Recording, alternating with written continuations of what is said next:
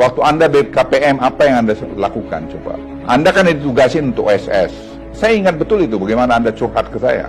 Tapi itu kan sampai Anda meninggalkan kabinet tidak pernah selesai. Sekarang kami yang menyelesaikan itu, online single submission itu.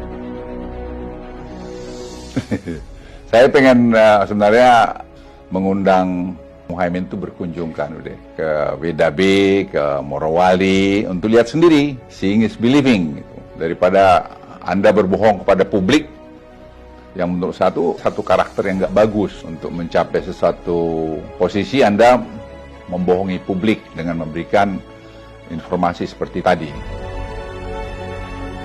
Kalau kita lihat data 2015, itu kemiskinan di sana 14,7%. Nah, data 2023 itu 12,4%. Jadi turun kemiskinan di sana dari 14,7 ke 12,4%. Nah, itu apa ya? Karena pembangunan ekonomi di sana.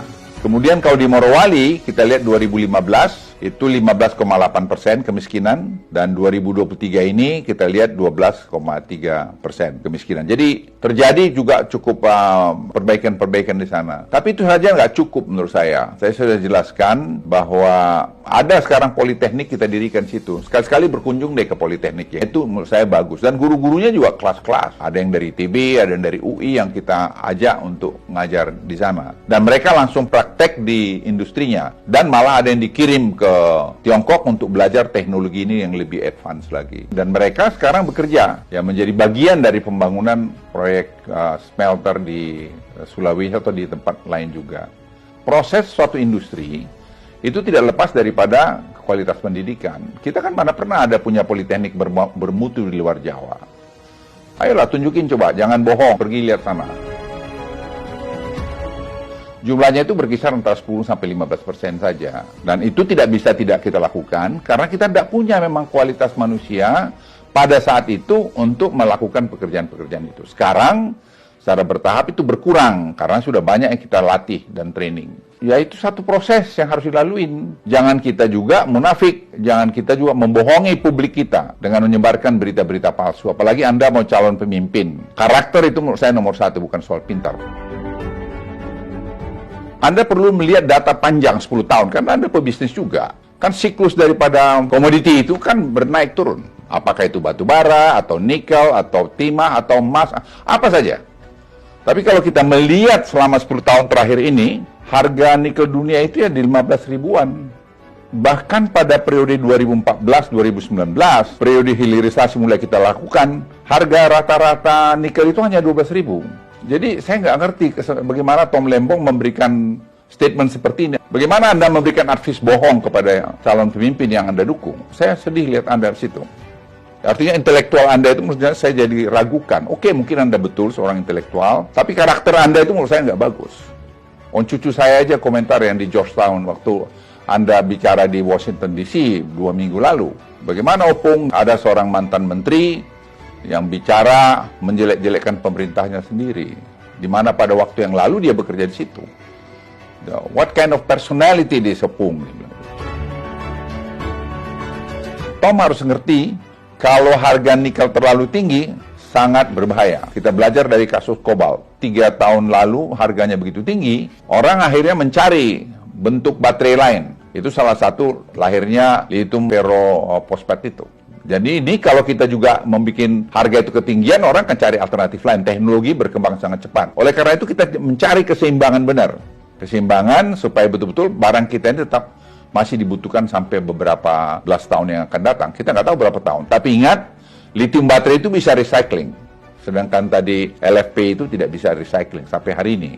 Tapi sekali lagi teknologi itu terus berkembang. Nah kita bersyukur LFP juga kita kembangkan dengan Tiongkok. Tadi lithium baterai juga kita kembangkan dengan Tiongkok maupun dengan lain-lain.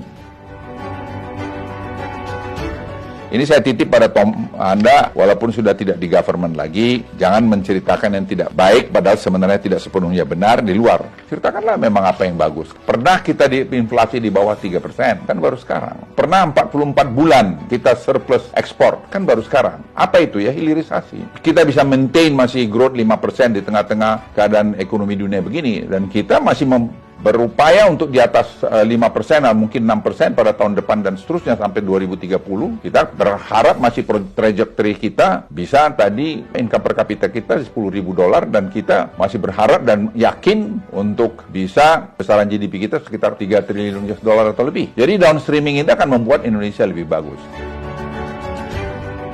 Tidak benar pabrik Tesla di Shanghai menggunakan 100% LFP atau lithium ferrofosfat untuk mobil listriknya.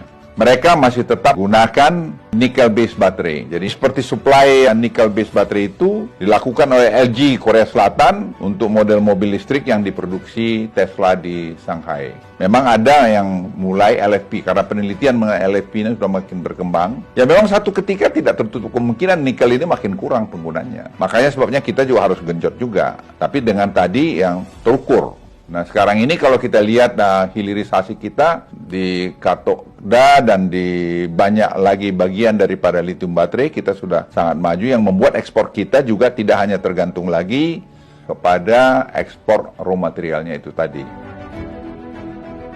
Anda jangan GR juga bilang kasih note kepada ayahnya Mas Gibran. Emang hanya pemlembong aja. Yang paling banyak kasih note pada presiden itu adalah Menlu, Ibu Retno. Karena setiap bilateral beliau yang ngasihkan itu. Dan itu bukan terjadi pada Presiden Jokowi saja. Semua kepala negara itu kalau bilateral pasti ada yang di belakang yang ngasih note itu. Apakah karena Anda hebat melakukan itu? Tidak, itu tugas Anda sebagai pembantu presiden, sebagai Menteri Perdagangan waktu itu, sebagai Kepala BKPM. Tapi Anda harus refleksi juga apa sih yang Anda lakukan sudah Menteri Perdagangan. Coba tanya dirimu. Waktu Anda BKPM, apa yang Anda lakukan? Coba. Anda kan ditugasin untuk OSS. Saya ingat betul itu, bagaimana Anda curhat ke saya. Tapi itu kan sampai Anda meninggalkan kabinet, tidak pernah selesai. Sekarang kami yang menyelesaikan itu. Online single submission itu, yang sudah digadang-gadang bakal selesai begini, begono, dan segala macam itu. Jadi saya hanya ingin sampaikan, kita sudahlah. Kalau sudah selesai masa kita, sudah semua ada waktunya. Tidak perlu kita ceritakan kita yang paling bagus. Karena kita itu terjadi semua, tidak. Semua itu adalah hasil kerja teamwork. Pemimpin itu harus memberikan ketauladanan. Ya, kalau kami di tentara ketauladanan, yang juga bisa risiko pada nyawamu. Tapi sini nama baikmu, nama Indonesia itu menjadi tantangan. Jadi saya pikir Anda yang akan jadi calon pemimpin Republik ini, kalau berani mencalonkan diri, elok Anda itu memberikan tauladan. Jangan bicara seenaknya aja, memberikan kabar-kabar bohong. Jadi kalau saya bantah gini kan jadi tidak enak bahwa Anda bohong. Saya sebagai yang lebih senior, lebih tua dari Anda, ingatkan, jangan Anda karakter ini kalau Anda pelihara terus, tidak bagus. Nanti siapa tahu Anda menang. Kalau Anda menang jadi pemimpin seperti ini, wah saya sangat khawatir nanti bagaimana Anda memimpin Indonesia ini, atau siapapun yang kalian jadi pemimpin itu. Ya, jadi saya titip kalau Anda berkomentar, lihat dulu barang itu. Anda mau calon-calon pemimpin. Anda nggak tahu bagaimana kerja keras orang itu membuat WDB, membuat Morowali, yang memberikan sumbangan besar buat ekonomi kita, sampai seperti sekarang. Sekali lagi, rakyat Indonesia, pilihlah pemimpin yang berkarakter. Saya ulangi, pilihlah pemimpin yang berkarakter, jangan pemimpin yang kelihatan pintar saja, tapi tidak memiliki karakter yang baik. Terima kasih.